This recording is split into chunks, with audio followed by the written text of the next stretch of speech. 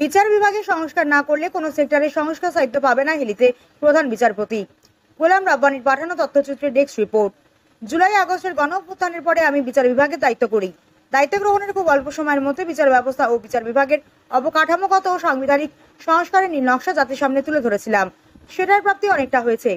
এরপরে আরো অনেক পথ পাড়ি দিতে হবে আমাদের। সংস্কারের এই বার্তা পৌঁছে দেওয়ার জন্য সারা বাংলাদেশে আমার সফর শুরু করেছি। আমি সেপ্টেম্বর মাসে প্রথম বরিশাল থেকে যাত্রা শুরু করেছি এবং বর্তমানে রংপুর বিভাগে আছি।